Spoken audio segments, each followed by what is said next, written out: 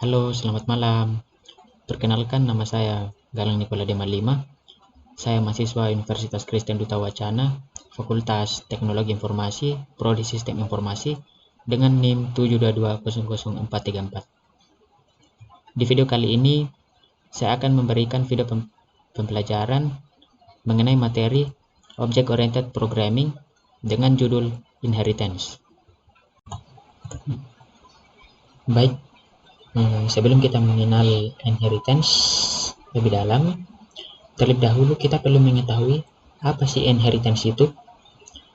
Inheritance atau pewarisan adalah konsep pemrograman di mana sebuah kelas dapat menurunkan properti dan metode yang dimilikinya kepada kelas lain. Kita dapat ambil contoh seperti pada hewan, yang dimana induk pada hewan itu mewarisi sifatnya kepada anak-anak, sifatnya atau gennya kepada anak-anaknya. Sama halnya seperti inheritance, yang dimana kelas super mewarisi sifatnya kepada subkelas. Lalu di subkelas ini kita dapat melakukan pengembangan lebih lanjut. Lalu yang kedua, keuntungan menggunakan inheritance. Keuntungan dari menggunakan inheritance itu kita dapat membuat program lebih cepat dan lebih mudah dibuat maupun dipelihara, dan dimana maksudnya yaitu karena dengan fitur ini kita bisa membuat program baru dengan cara mengembangkan program yang sudah ada tanpa mengubah atau merusak program yang sudah ada itu, karena pengembangannya berada pada tempat yang terpisah. Seperti yang sudah saya jelaskan sebelumnya, kelas super itu mewarisi sifatnya kepada subkelas. Lalu di subkelas itu kita dapat melakukan pengembangan. Saat melakukan pengembangan itu, tenang saja, itu tidak akan mengubah atau merusak program-program yang ada pada kelas lain. Lalu yang ketiga, bagaimana sih cara menggunakan inheritance ini? Di bagian selanjutnya saya akan memberikan contoh program sederhana dari inheritance ini dengan menggunakan Eclipse.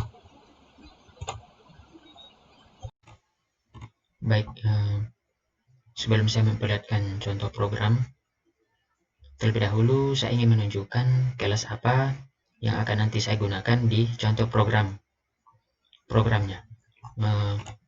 Yang pertama itu ada kelas pedang dan kelas tombak. Kelas pedang ini terdiri atas properti dan metode, yang dimana properti kelas pedang ini ada variabel nama dengan bertipe data string, lalu ada variabel damage dengan bertipe data int,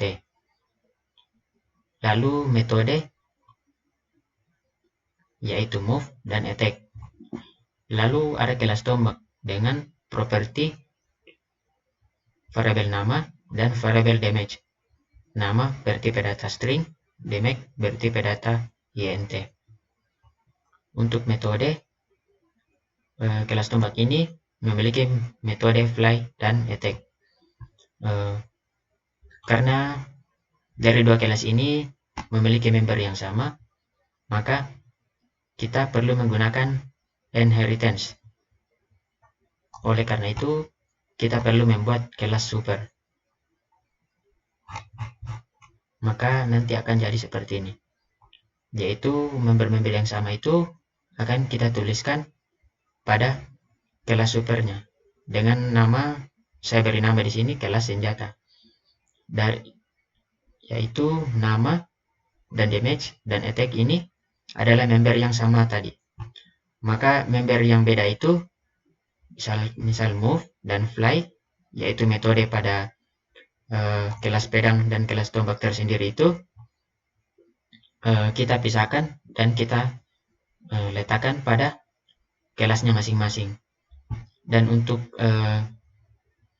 menggunakan inheritance ini, nanti kita akan mengetahui bagaimana cara mengakses metode attack ini. Maka itulah yang disebut dengan inheritance. Nanti di bagian berikutnya saya akan menunjukkan contoh programnya. Baik, pertama-tama sebelum kita membuat contoh program dari penggunaan inheritance ini, pertama-tama kita perlu membuat kelas super terlebih dahulu atau super kelas.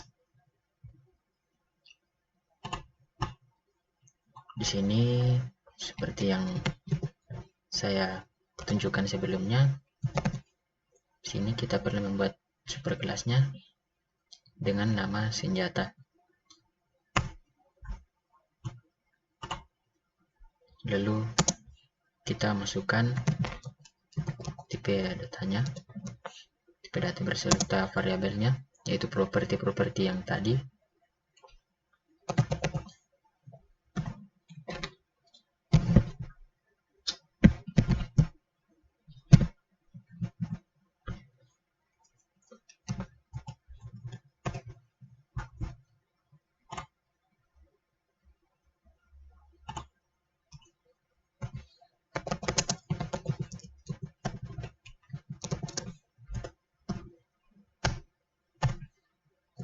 Setelah itu kita masukkan metodenya.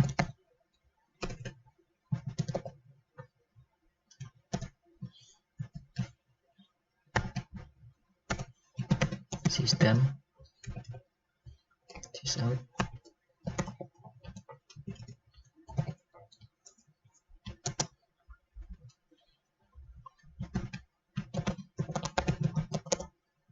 menyerang.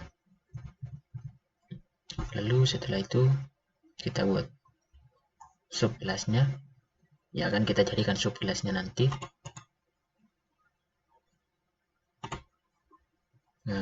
Saya beri nama pedang.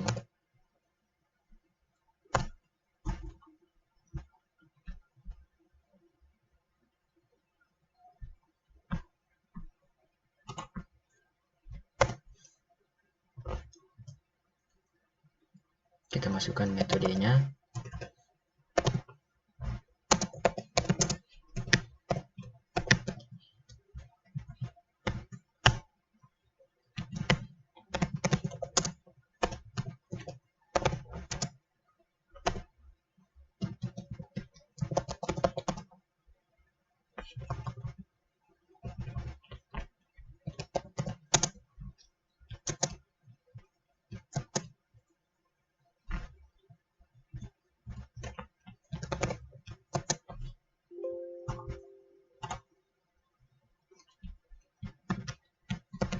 Pedang diayunkan.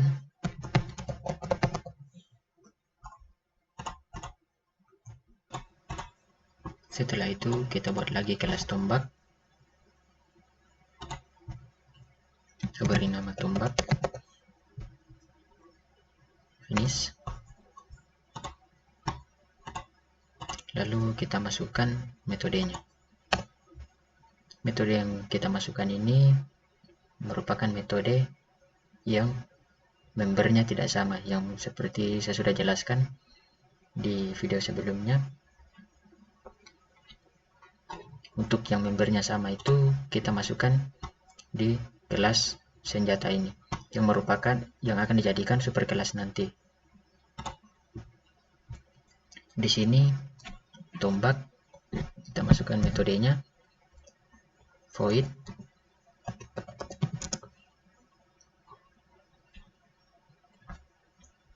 fly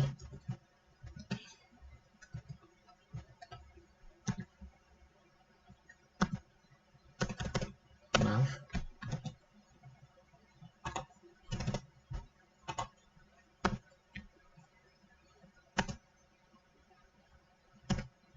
lalu sistem, atau lebih cepatnya sysout, kontrol spasi.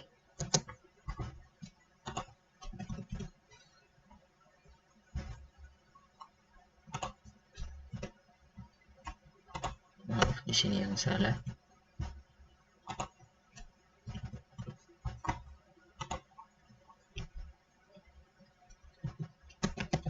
Sysout, kontrol spasi. tombak dilempar.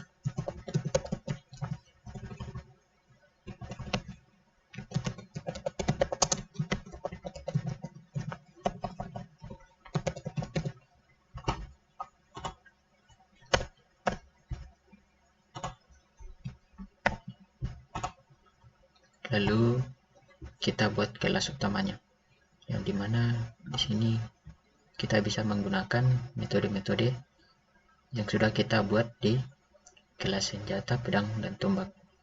Lalu di kelas main ini kita bisa menggunakan inheritance-nya.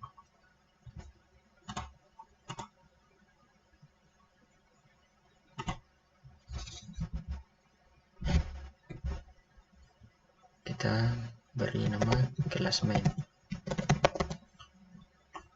Jangan lupa diberi tanda centang pada public static void main.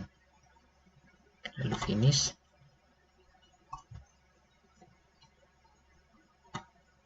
Kita hapus saja ini.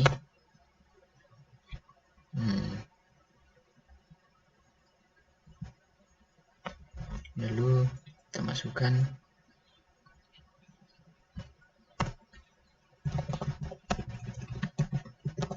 senjata A sama dengan new senjata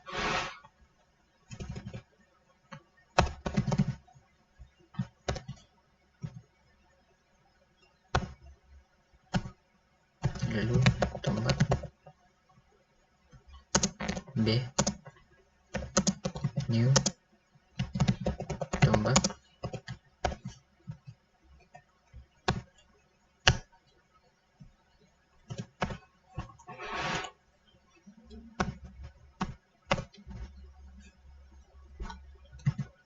A tag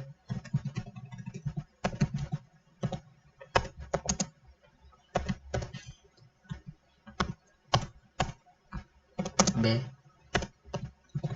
fly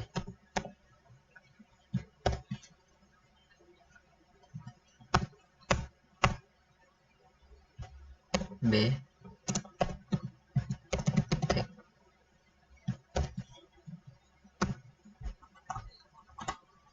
Saat kita melakukan run pada programnya,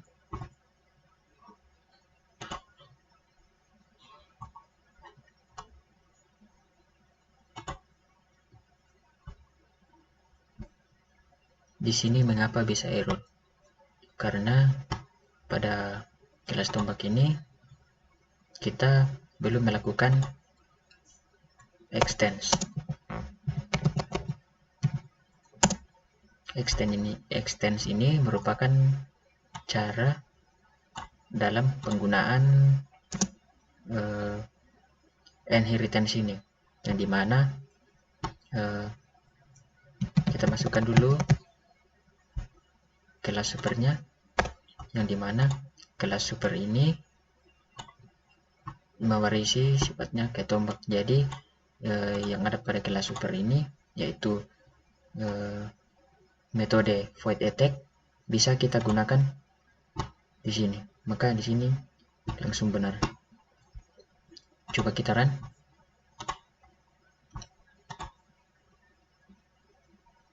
Nah, maka di sini hasilnya sama, menyerang juga. Karena tombak ini, karena senjata ini sudah mewarisi sifatnya ke tombak, jadi sudah bisa. Jadi metodenya bisa diakses oleh tombak. Sama halnya seperti kelas pedang ini. Untuk bisa mengaksesnya, kita masukkan extends, lalu senjata juga. Yang dimana senjata ini merupakan superkelas dari kedua subkelas ini.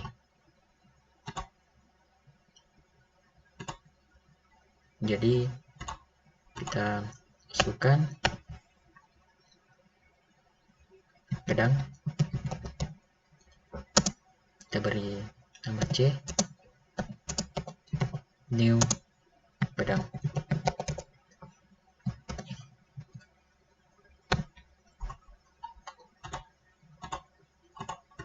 di pedang ini kita bisa mengaksesnya juga. Itu C,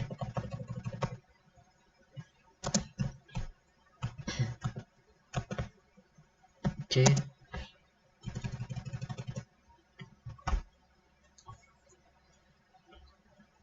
tek,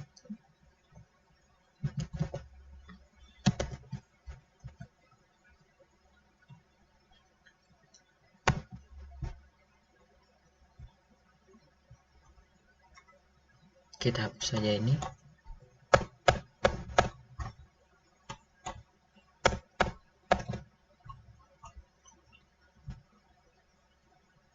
Mari kita coba run.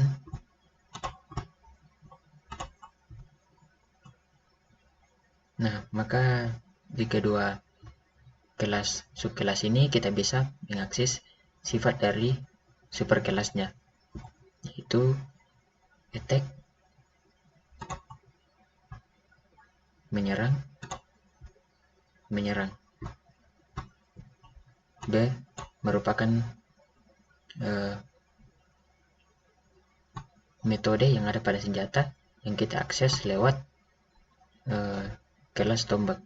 Lalu C yaitu metode yang ada pada kelas senjata juga yang kita akses lewat kelas pedang, karena tombak dan pedang ini sudah memperoleh sifat dari senjata yang merupakan superkelasnya. Baik, di pembahasan kali ini saya akan membahas bagaimana konstruktor subkelas memanggil konstruktor superkelasnya. Nah, sebelum saya membuktikannya, terlebih dahulu kita perlu mengetahui bahwa dalam setiap kelas itu pasti ada konstruktornya, namun tidak dituliskan secara eksplisit. Sama halnya seperti ini.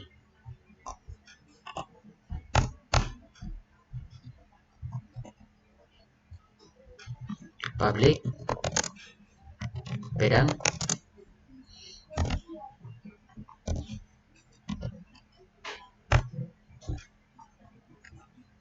ini merupakan konstruktor otomatis juga. Namun jika dihapus tidak masalah, karena walaupun dihapus itu tetap dapat kita sebut sebagai konstruktor otomatis. Nah, untuk membuktikan bahwa konstruktor subkelas pasti memanggil konstruktor superkelasnya, terlebih dahulu kita perlu mencetak pada konstruktor pedang ini, itu yang merupakan kelas pedang ini, sysout print line, lalu system out print line, lalu kita masukkan langsung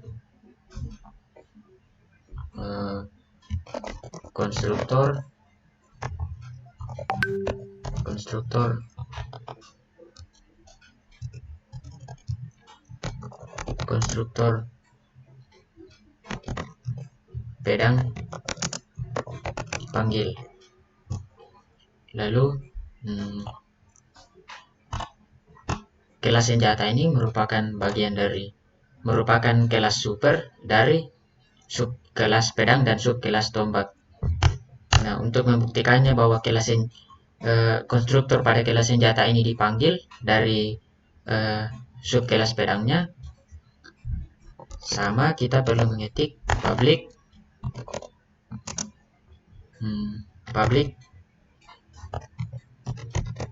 senjata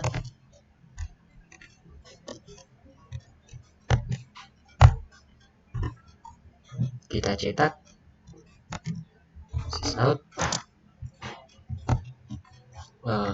konstruktor senjata juga juga dipanggil. Nah, untuk membuktikannya, kita run terlebih dahulu.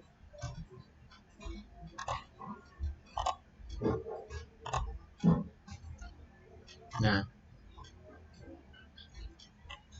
konstruktor senjata juga dipanggil, konstruktor pedang dipanggil.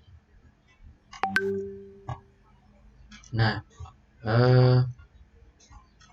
karena new pedang ini memanggil konstruktor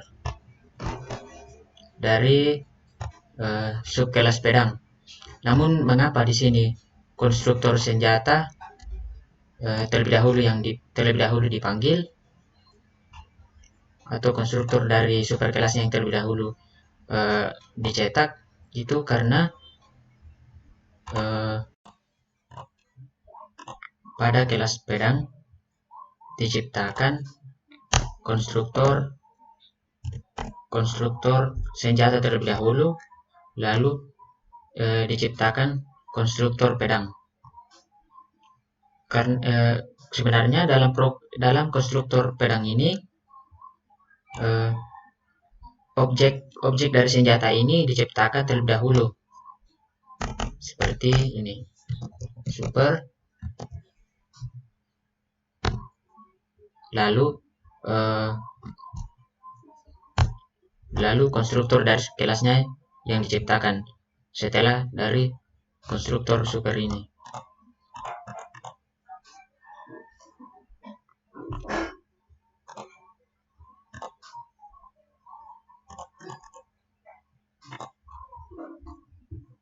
Nah, konstruktor senjata juga dipanggil. Nah, ini mengapa di atas juga ada tercetak, karena pada tombak ini dia juga memanggil konstruktor dari senjata.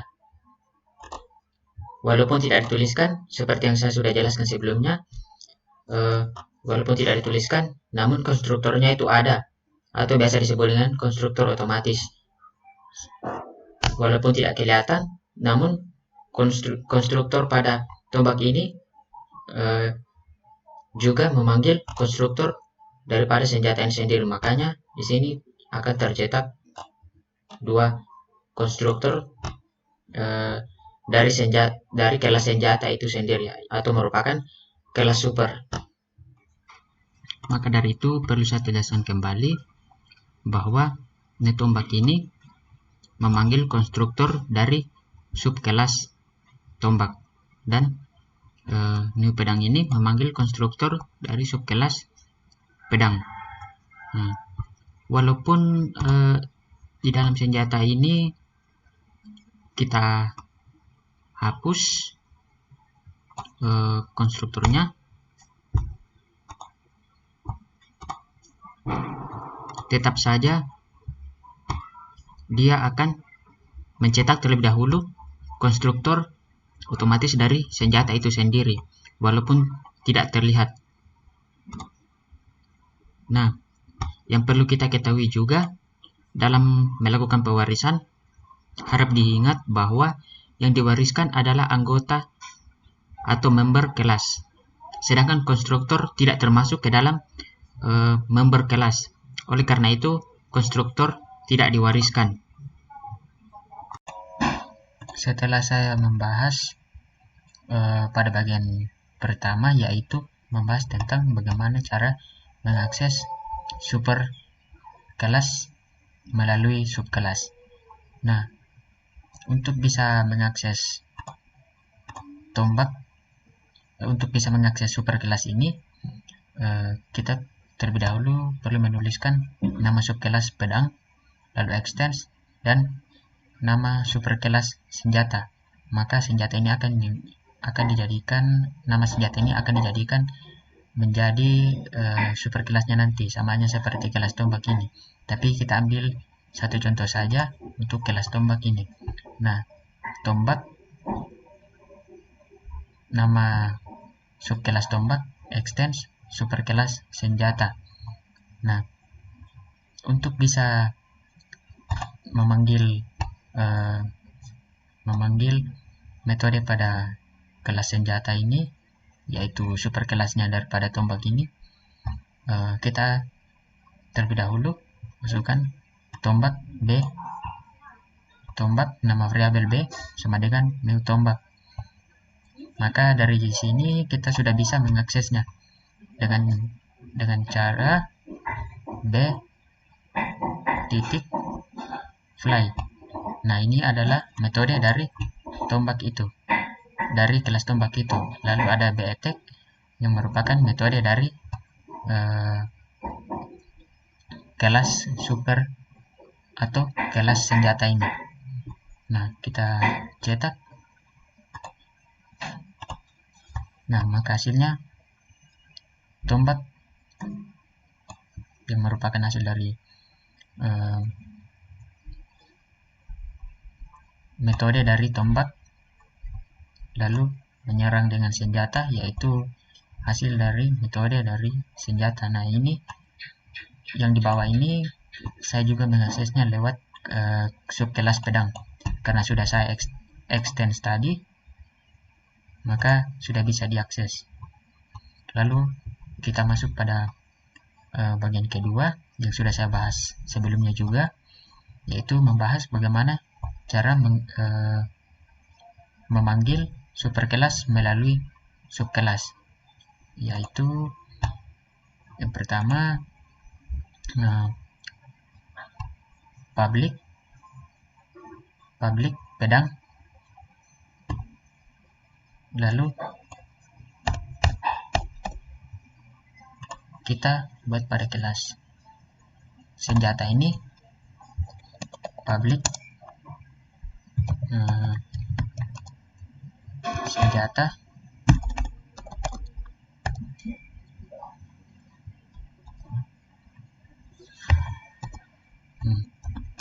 sysout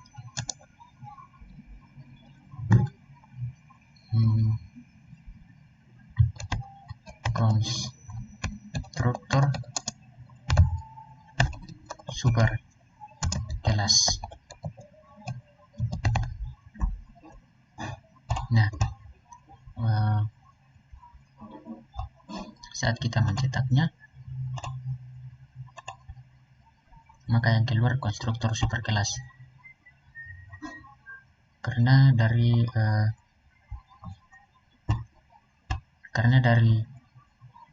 tombak ini kita bisa memanggil konstruktornya, dan new pedang ini juga memanggil konstruktor dari kelas pedang. Nah, di kelas pedang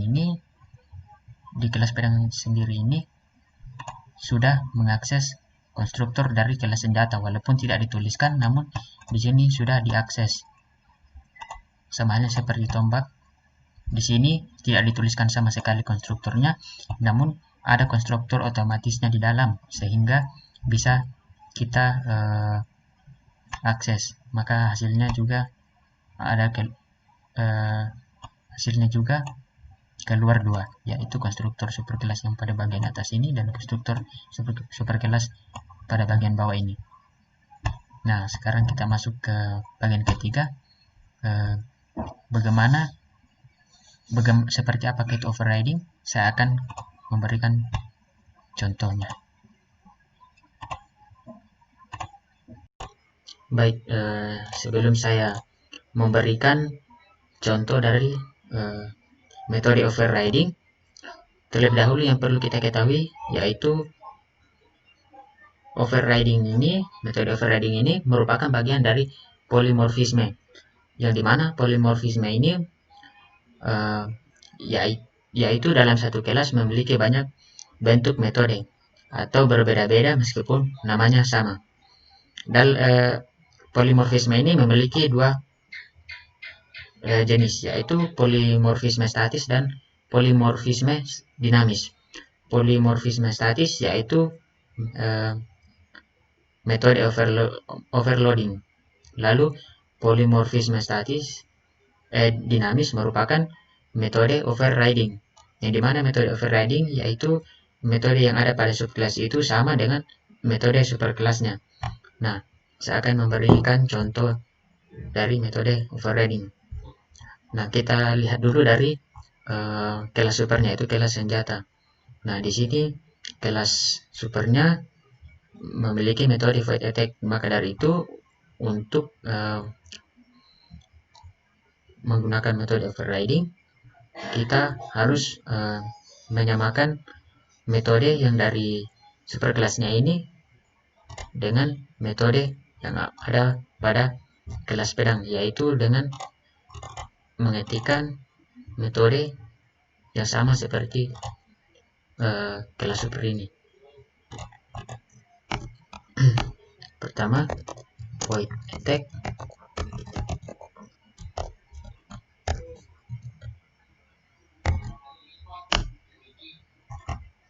lalu sys out,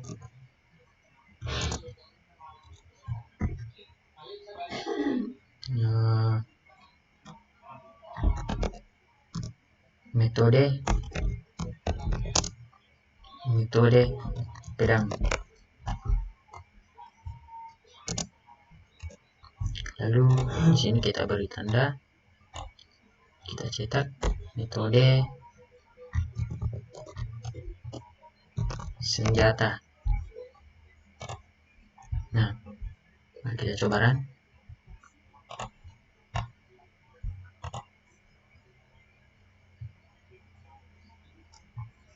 Nah, di sini saya lupa memanggil metode dari superkelasnya. Pedang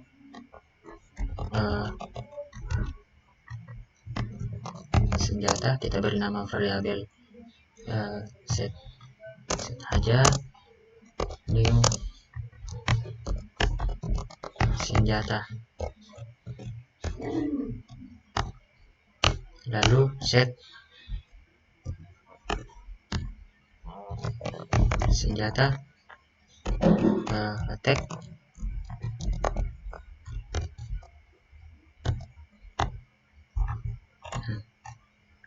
Di sini kita sudah memanggil metode dari